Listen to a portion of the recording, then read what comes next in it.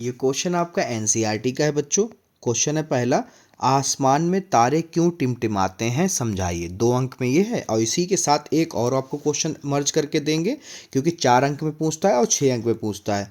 तो अपवर्तन के नियम लिखिए, ये भी 2 नंबर का है। अगर ये दोनों क्वेश्चन आप करेंगे तो आपको 4 अंक प्राप्त होंगे। कैसे करेंगे देखिए बच्चों, आसमान में तारे का टिमटिमाना, हेडिंग डालेंगे आप, उसमें लिखेंगे आसमान में तारे वायुमंडलीय अपवर्तन के कारण टिमटिमाते हुए दिखाई देते हैं।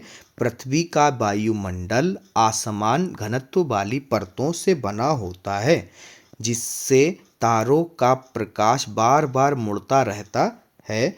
इस कारण तारे की चमक कभी अधिक और कभी कम प्रतीत होती है, इसलिए तारे टिमटिमाते हैं।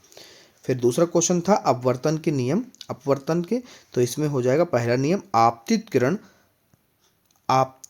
किरण तथा आपतन बिंदु, यहाँ पे सॉरी ये होगा परिवर्तित होगा, आपतित किरण और परावर्तित किरण,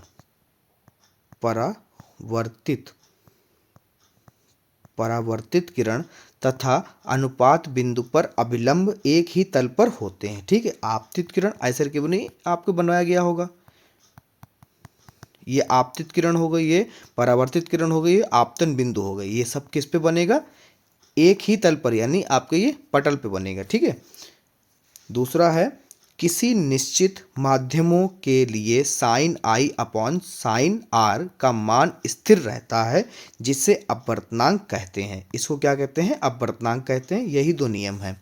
ओके, और इसमें आपको पता है कि angle I equal to angle R होता है।